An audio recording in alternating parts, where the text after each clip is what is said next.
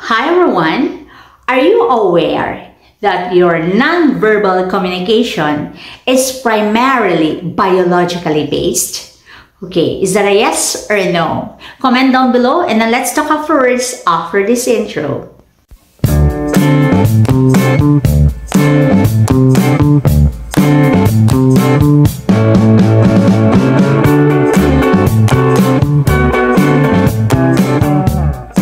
Hi everyone! Assalamualaikum! Welcome back to my channel, The Nervous Speaker. A while ago, I've asked you, bang aware ka mo na yung nonverbal communication na to is biologically based? Well, compared to verbal, it's culturally based. If you notice, mangkautausog, syempre, in language na gagamit mo habay, in first tinatawag lang mother tongue or first language mo is syempre sino. Bangko sama, then sinama. Although maingat ko mag-English, but majority in time na yun, yung gamitin mo talaga is yung first language mo. Diba? Kasi nga, ito yung first language mo. Now, with non-verbal, it's biologically based. Ibig sabihin nito, it's instinctive. So, kataan kita nyo, wayroon pagsama, way pagtausog, sibu-sibu. Bang kasakitan siya, kasakitan din sa ikaw. For example, may manaw ko, and then bigla ko na-slipped, or naligad ka, right? So, di ba, normally, you would like, aray! Diyan ko ba ito, aray, bang tausog, aray! Or, gawin natin social. Ouch! Still pa rin, kasakitan ko, it shows on your face. Di ito ma-fake. Kakitaan talaga habay hu mo, kasakitan ka. So, yun, non-verbal yun. That's facial expression.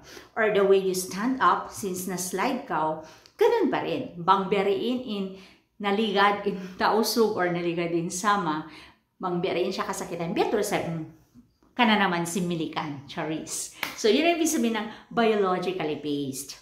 Okay?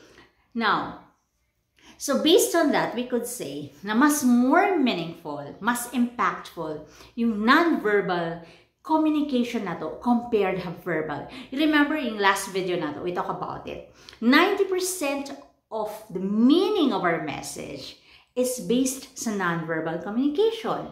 10% lang yung sa words. So, ganun siya ka-importante. So, ano ba yung mga rules? Ano yung functions ng non-verbal communication, communication interaction ta? Yun ang pag-uusapan natin in this video. Are you ready? Okay, let's get started. Okay, moving on. Basically, if you talk about yung functions or yung rules ng non-verbal communication, we have yung three letters, R, S, C. So, R stands for reinforcing, S stands for substituting, and C stands for contradicting. Okay, let me explain this. Ano ibig sabihin ng reinforcing? Hati niya pakusugon. Mas magdihil siya, more meaning. So, when you reinforce your verbal with non-verbal communication, mas kahatihan siya. In what way? Diba kung minsan, when you're asked, for example, to describe a shape or like a thing, an object, you may describe the size or the shape or the space. And you use your hands in your description. Alangan naman na words lang. Para mas kahatihan niya, gamitin mo talaga in hands mo. Another yung form of reinforcing is yung facial expression natin. It reinforces our emotional state. Man kita nagbisara at that particular moment. For example, yaastulan ka. In words mo yaastulan. Para mas ang dating doon sa tao na medyo may angas, dapat da isa, indagbus mo yaastulan. So, minsan pa ko sa upama na misara ka, yaastulan, mangi in words mo. Pero indagbus mo, way rayastulan, walay. Di ra siya to. Parang hindi siya kapanipaniwala. Kumbaga, mga 20% lang. Okay? So yun, nag-reinforce in non-verbal ta, how verbal. Number 2, we substitute. Yung non-verbal natin, ginagawa nating substitution. Hati niya higanti. So instead of saying the word, for example, yes, we just nod our head. Or instead of saying no, we just say, Or someone will ask you, how was your day? So instead of saying, it was bad, or it didn't go well, you just say, So, ibig sabihin, yun, nag-shrug off lang ka. Hati niya, mangiin adlaw mo. Charing substitution. And the third one, we use nonverbal to contradict. Yung contradict kasi, yung verbal mo, ibig sabihin yung words mo is positive, pero yung facial expression mo is negative. For example, someone will ask you, yung friend mo, mga subukay mo, tupon ako ba ini? Then you say, oo naman, tupon ka. Dagbus mo, sarcastic ka. So, ibig sabihin, positive nga, na ho on tube siya, sa indagbus mo, way ko kya amuhan. So, nagko-contradict. Or, nakatry na kayo nito? Sinabihan nyo ba yung, like, kabaita mo ba yung bagay mo, yung close friend mo, parang, oh, I really hate you. Lisutod ako kayo mo. Saan nakasmile ka? Lisutod talaga ako kayo mo. Oh, yung words is negative, malisok ka kanya, pero nakasmile ka. Ibig sabihin, it's just a joke. Parang endearment lang siya. Parang, you know, nanglalambing ka lang. Kumbaga. So, yun siya, guys. Reinforcing, substituting, and the last one is contradicting. So, you should be very careful yung paggamit mo si nonverbal communication mo. Diba? Then, the fourth one, we also use nonverbal communication to influence others. Okay?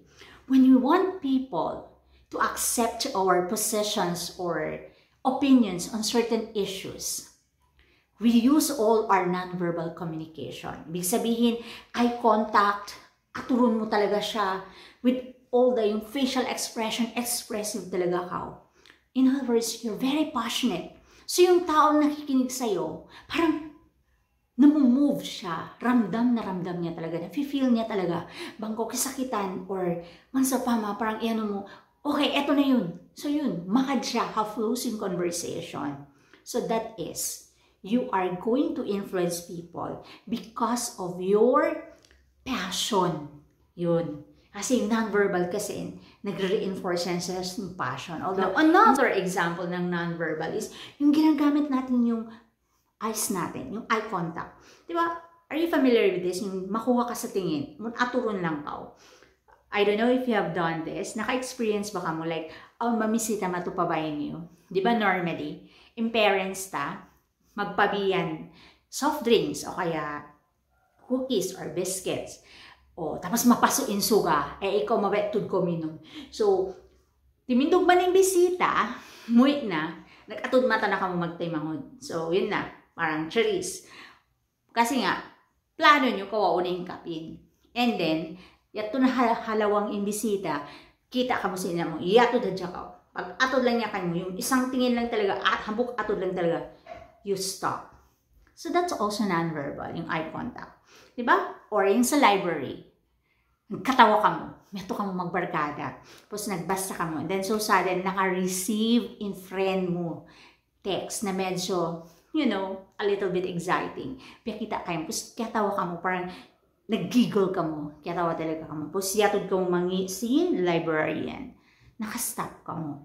Okay? That's also one. We use non-verbal to, you know, to stop yung mga critical moments. And then another is, we also use the way we use space para makawa mo yung kabayaan mo. Naka-experience ka mo. For example, simud ka pa hambog restaurant or hambog cafe. Tapos, full house. And then, nagtatakad na ka mo malugay din doon. Wayroon pa rin timitindog. And then, ang kita niyo, for example, hambog table, ubus na sila kay maon. Pero way pati mindog, nagchika-chika lang. So, una hinahon mo, tumakad ba kao na mato yung tagda po para paigon sila? Siyempre, di nila hinahon. So, gagawin mo na lang non-verbal. The level of proximity. Anong gagawin mo? Mato lang kao para ig nila, hadlive sin table, ang bakaw timindog. You know, and then atod-aturun mo lang. So, the mere fact na timindog ko dito, so sila mismo, makanotice kayo mo, sila na imig. Parang masipog na sila. Unless otherwise, makapal talaga sila. Hindi sila mig, magpatugas lang talaga. Pero normally, bang hinangon mo yato, mig na rin sila. Kasi parang it's a signal for them na, you know, you need the table and they're done. They can go. So that's also non-verbal. The level of proximity. Then another, we also use non-verbal in turn-taking sa conversation. Diba? For example, nagbibisara yung bagay mo. Tapos, Bisara siya, malugay tuod siya nagbisara. Mga 5 minute na, way na siya nagpasubli. So, unin hinangon mo. It's either, imaatod ko kanya, kawa mo yung cellphone mo. Kasi nga, ihapos na ko nagdungog kanya. Kawa mo yung cellphone mo, kita ka, or umatod ko palilos mo. You know. So, that's also one. It's a signal for him or her na the talk is getting long. Stop na, or let me talk. You need to finish. But you don't say the words. Pasal, siguro, part ng culture natin, maluman kita mamisara. So, we just do na non-verbal. Parang, aturo mo lang ililos mo, or, kung yung cellphone mo, mag-scroll-scroll ka. Namang sa upamasab siya, sensitive da. Kaya nga tayo, ano nga pala? Ay, sorry, medyo napahaba yung kwento ko sa'yo. Mahaba to. Ano nga pala ito yung response mo? So, yun. We also use nonverbal sa conversations natin. When it's your turn to speak up. Sometimes, you are talking to someone, tapos bigla ang mag-interrupt. Then we use our nonverbal. It's either you use your eyes, aturo mo siya mangi, or ako muna. You don't say ako muna, but you just look at her, o kaya, biano muna siya muna. So that's actually one way of saying na, let me finish my statement first. So, yun. So, guys, ang dami nating pwedeng gawin sa nonverbal. And there are so many ways on how you can use it. Yun nga lang, the problem with nonverbal is, it is so meaningful and impactful that you need to be very mindful. So, importante you need to watch yung mga nonverbal cues mo para di ko ma-misinterpret or ma-misunderstood. Because at the end of the day, the purpose of communication is to understand and be understood. Diba? So, yun lang naman, guys. Okay, so, there you have it. If you like this video and you are new to this channel, then why not click that subscribe button so that you can be updated sa next mga videos natin. And if you're one of those subscribers na maluhay na nagkikita ha videos ko, thank you so much, guys, for sticking around.